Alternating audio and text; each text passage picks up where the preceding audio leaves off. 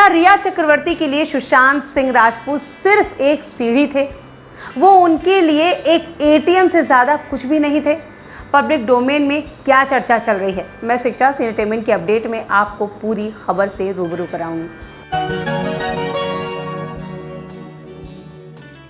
Sushant Singh Rajput case में अभिनेत्री रिया चक्रवर्ती को मुख्य आरोपी के तौर पर सीबीआई ने अपने एफआईआर में रखा है, जिसके चलते सभी की नजरें सिर्फ और सिर्फ रिया पर टिकी हैं।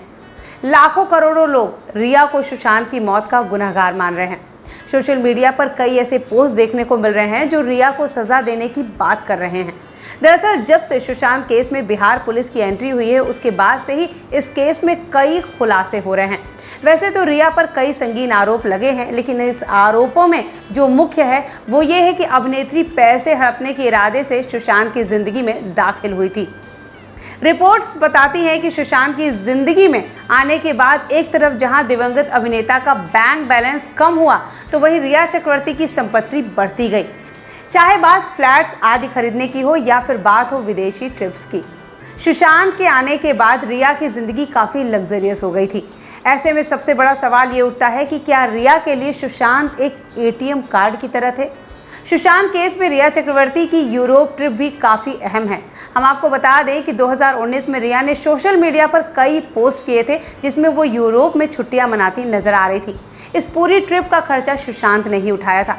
सुशांत के अकाउंटेंट संदीप श्रीधर ने ट्रिप के खर्चे की जानकारी दी है।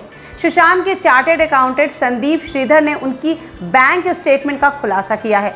संदीप ने सुशांत के अन्य सभी खर्चों के साथ यह भी बताया कि इस यूरो ट्रिप पर सुशांत के 50 लाख रुपए खर्च हुए थे, जिसकी जानकारी उनकी बैंक स्टेटमेंट में भी है। वैसे इस स्टेटमेंट में पूजा के नाम पर भी कई लाख रुपए इधर उधर किए गए हैं। इसके साथ ही रिया के भाई के अकाउंट में भी कई बार सुशांत के खाते से पैसे ट्रांसफ़र किए गए थे। इन सब के साथ ही स्टेटमेंट में रिया के शॉपिंग और मेकअप के खर्चे तक भी शामिल थे, जो काफ़ी महंगे थे।